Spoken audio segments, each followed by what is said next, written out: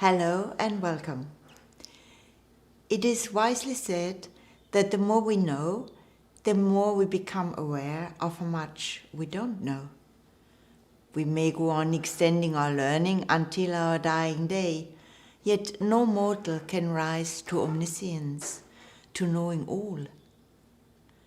But friends, there is another way of viewing the question, how much can I know? This way is to consider not the quantity of our knowledge, but its quality. And quality includes the degree of satisfaction we get from this great tendency we all possess, the desire to know. There is in fact a close connection between our desire to know, which first manifests in the endless questions asked by small children, and the desire to know all, characteristic of the philosopher. Both are expressions of the same fundamental desire to be free from ignorance and limitations, based on our intuitive belief that freedom and fulfillment will be ours if only we could gain possession of the right kind of knowledge. In fact, the ultimate reason why knowledge is so meaningful in our life is because supreme knowledge, pure and infinite, is our very nature. Our quest, our burning need to know, evolves into a quest for self-knowledge.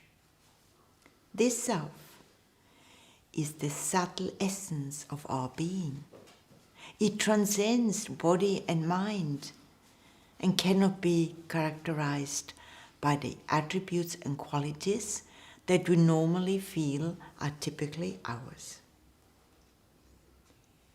Higher knowledge, which is in fact true self-knowledge, is the subject of a classical text called the Mundak Upanishad. There it is said, "Those who discriminate realize through knowledge the self as existing in its fullness on all sides, the self that shines surpassingly as blissfulness and immortality." It is said here that the self shines. What this means is that the self is self-luminous. It is the light of awareness which makes all experience possible and which requires nothing else to reveal it. We discover this self by turning within, under the guidance of the traditional teachings.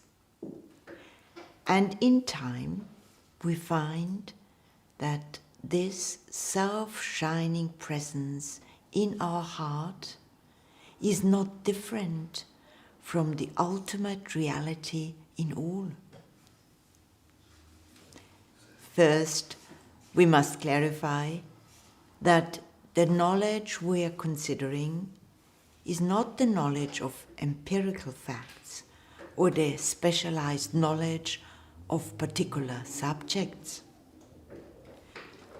We must draw a sharp contrast between the higher knowledge regarding the nature of self and the knowledge of facts about the phenomenal world that we accumulate as we go through life.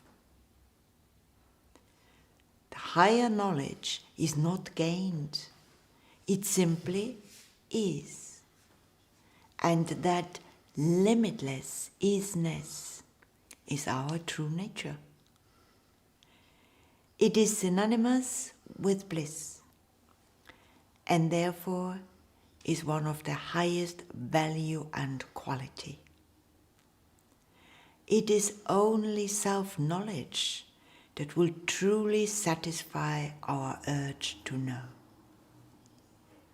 And the non-dual teachings bring to our attention this different kind of knowledge, awaiting realization in all of us. It is the knowledge that is fulfillment, the knowledge that satisfies forever, so that we know, I have achieved what I came into the world to achieve. I know all that is to be known, because I know the essential reality behind all. This knowledge is never distant from us, being the light of consciousness itself, the animator and revealer of our thoughts. But it is subtle and easily missed, because it never itself appears as a thought. Thoughts are multiple and passing, and we experience them as objects distinct from ourselves. Whereas the knowledge that reveals thought is one and immutable, and is always the subject, never the object of experience. And so, although the higher knowledge is already our own in its totality, its fully revealed nature appears to be concealed or hidden. So the requirement is not to create anything new within ourselves, no, but rather to thin the covering or veil that hinders our self-knowledge. This apparent cover comprises the many habits that determine the way we think and feel, and seems to be thick woven. These are the habits of thinking that our thoughts and feelings are what we are, and of overlooking the true self that reveals these experiences, but which shares none of their limitations. But through watchfulness, reflection, and practice, this habitual veil, so to say, can be unwoven if we develop inner qualities that are in harmony with the highest truth. Our thoughts become liberating when we look on others as one with our own self, and we transcend likes and dislikes through a deeper understanding of our I am. This means to recognize the same light of awareness shining in our own mind and in all minds. In this way, the obstacles to inner illumination are slowly weakened and dissolved, as the mind is made clear and serene, because it is imbued with right discernment and detachment from what is non-essential and passing. The practical and traditional way of approaching the truth in our own being begins when, through our life experience, we realize that worldly ends cannot secure lasting satisfaction. Friends, this is not negative thinking, no. It's more like achieving a realistic overview of how things are in this transient world, where no outer resource is truly and permanently ours. And there is a way to freedom based on what we have called the higher knowledge. At this stage of the path, we find that the focus is turned on the quality of our thinking and feeling, how we use our mind. and there is much advice available from the traditional teachings on how to cultivate qualities such as equanimity, one-pointed concentration, and perseverance. These qualities become natural and life-enhancing when we remember the distinction between our thoughts and what we really are. In this way, we make our mind tranquil and ensure that we're receptive to teachings on the true nature of the self that transcends all limited conceptions. And so, our preparation includes careful study and reflection on the non-dual philosophy. What has to be recognized is the value of a truly universal outlook. And this means to recognize that the same self is the light in all beings and embraces the whole of experience by virtue of its all-pervading presence. A verse from the Mundak Upanishad reminds us,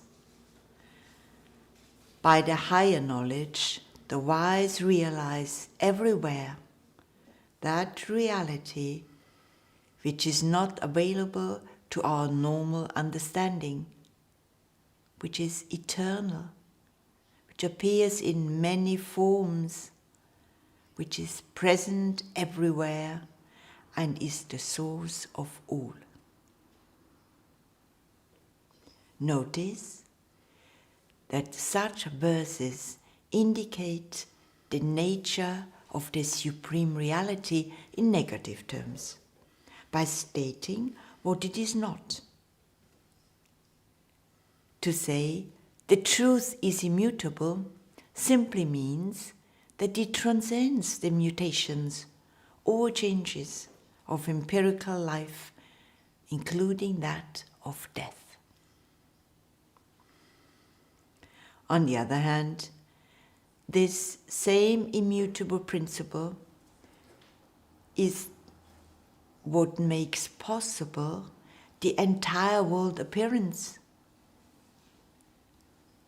Without qualities itself, it appears to serve as a seed bank, as it were, for the qualities of all things. But being immutable, it has no real connection with the changing phenomena.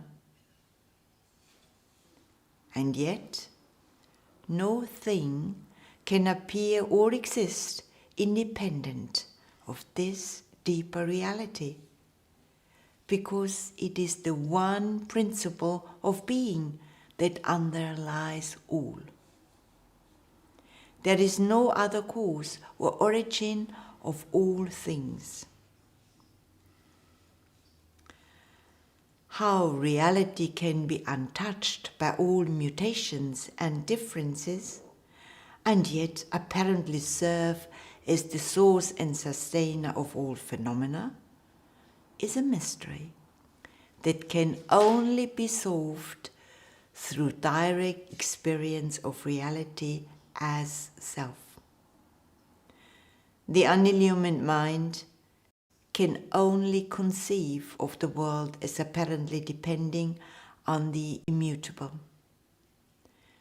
And so, we find in the Mundak Upanishad several verses that seem to suggest a relationship of cause and effect between the reality called Brahman and the world of appearances.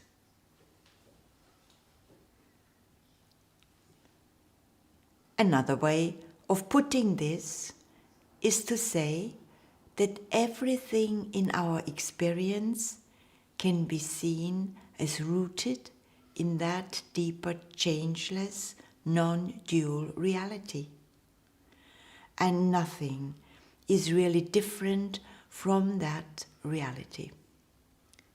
And anything that appears to be different from that reality is ultimately found to be a phenomenal appearance, not absolutely real.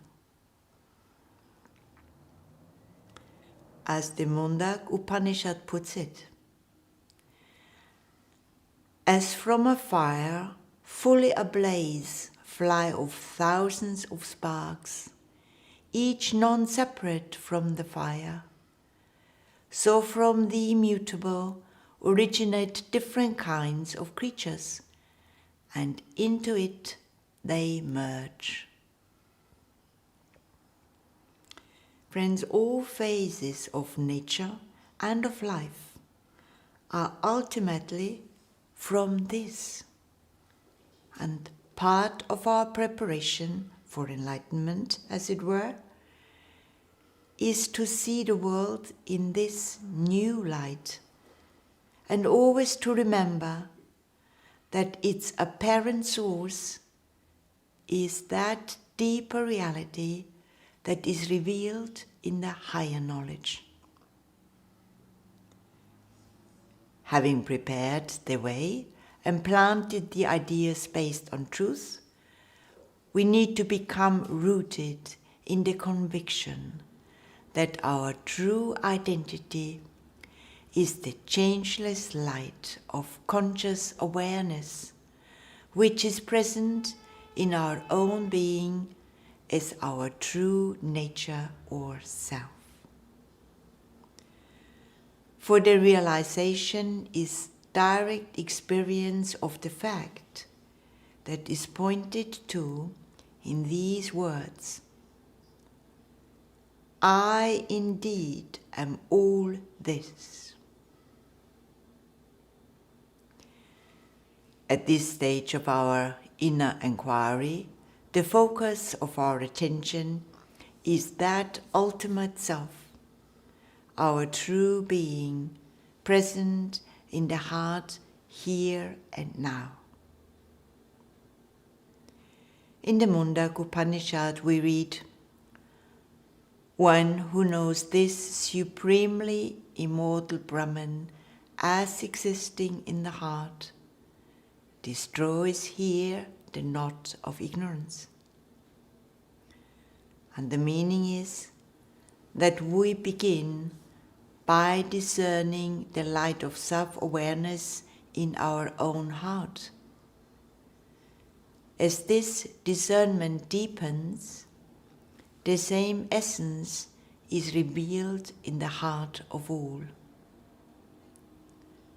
Another verse says, know that self alone, that is one without a second, on which are strung like beads all things, and give up all other talk. This is the bridge leading to immortality.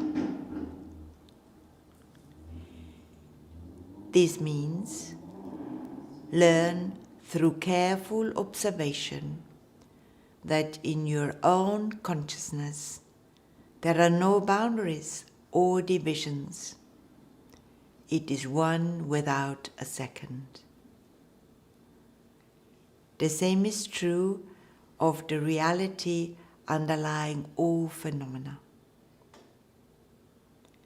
Friends, this liberating knowledge is to be pursued while living in the world. The world is sometimes called the realm of name and form, making itself known through billions of transient qualities to which our mind reacts with feelings of personal connection and identity. But now we understand that what appears to our inmost awareness is always an object to that awareness and can never be that awareness. That changeless, witnessing consciousness never really mingles with the moving picture show that it reveals. At the heart of the non-dual philosophy is the vital question of our true and ultimate identity. It is in the nature of our true self that we can discover the nature of reality. We seem to be finite, with our life alternating between joy and suffering. We seem to be caught up in events and changes beyond our control. It seems that true fulfillment, whether through love or knowledge, goes on eluding us. But life does not have to be an unending quest of this kind. No. Lasting satisfaction is within our reach. No. Nearer than near, if we can resolve the question of our true nature. The freedom of self-realization cannot be conveyed through words, but a revealing illustration can sometimes prompt a new insight, if the mind reflects on it with interest and intensity. Such is the illustration of the two birds that comes in the Mundak Upanishad. The metaphor given is that of two birds perching on the same tree. One bird is quivering restlessly, anxiously pecking at the fruits, whereas the other bird is seated still and calm without eating.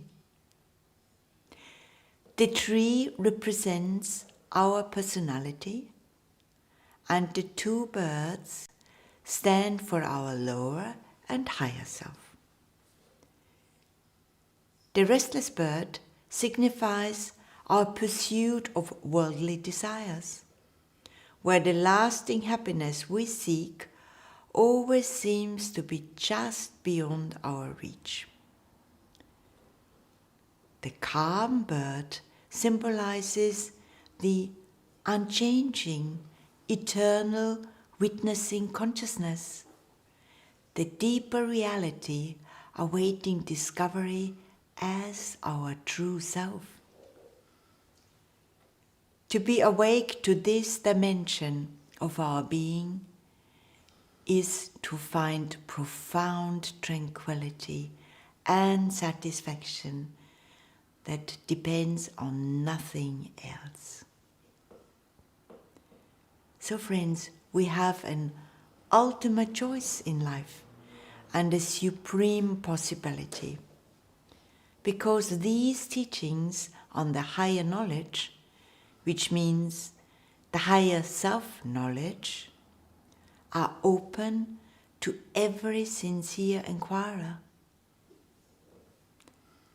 Our sense of identity can be transformed through living in the light of the non-dual wisdom. And this means studying the teachings and living them with the conviction this wisdom applies to me personally. This knowledge is not complicated, and as we said before, there is a sense in which it is already our own in its totality. But its fully revealed nature appears to be concealed or hidden.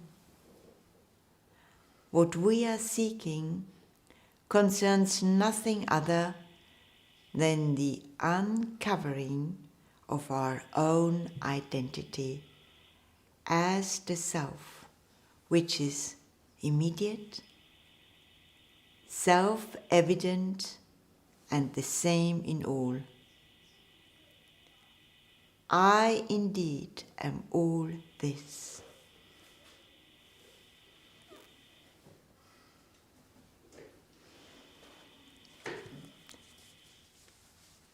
So, right now, let us make sure that we are using our mind as an instrument and are not identified with it.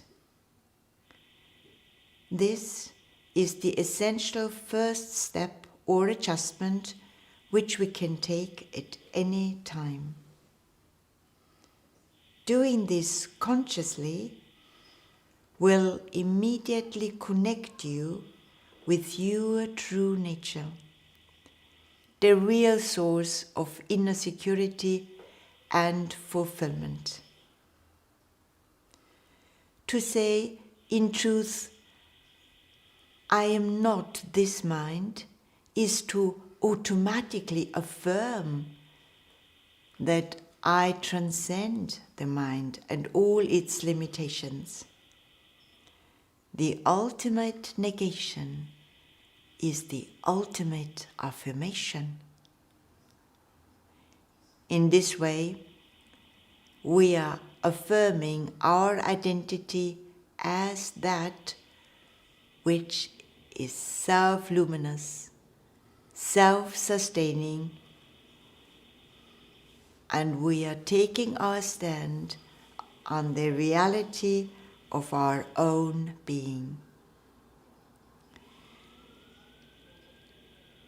Let us now practice identifying with this light of awareness, and whatever thoughts or feelings appear in your mind, give them no attention.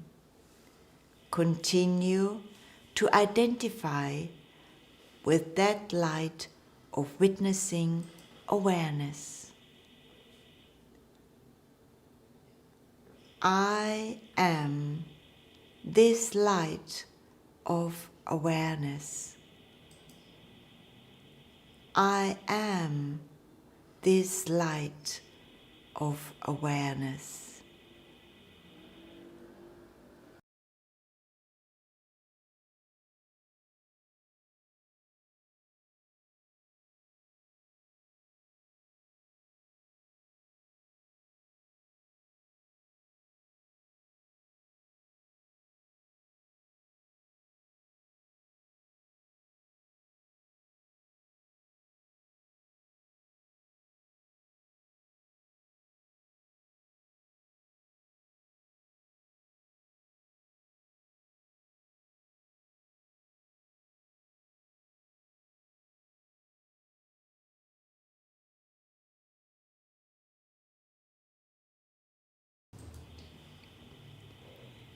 If thoughts come up, let them go and re-center in the light.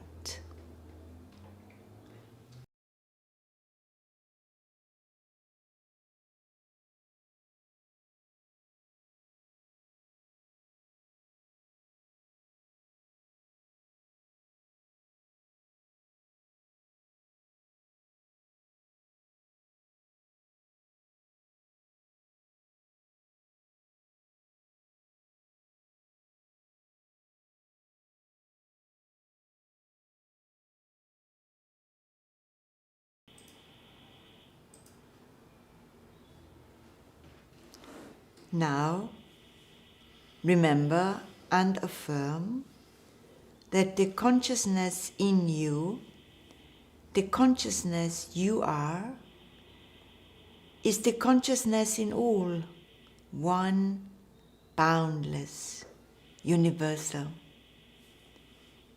This consciousness underlies all appearances, and ultimately, there is nothing other than this consciousness. Let's meditate together now on this. My innermost self is that eternal reality which is present everywhere and is the source of all. I am that. My innermost self is that eternal reality which is present everywhere and is the source of all. I am that.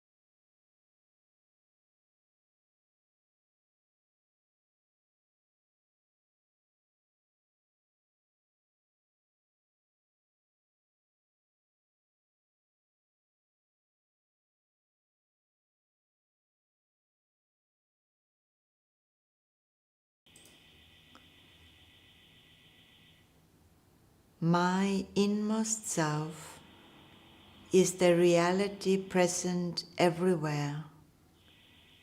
I am that.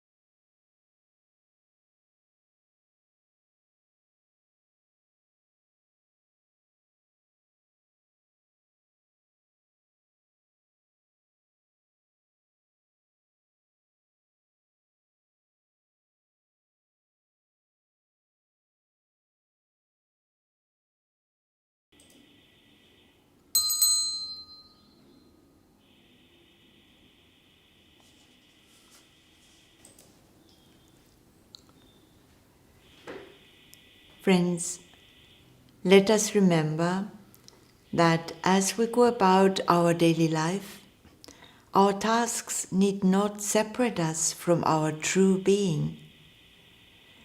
If we use the mind as an instrument and do our best, we naturally affirm our identity as the power behind the mind the source of all life and love. Thank you for being with me today.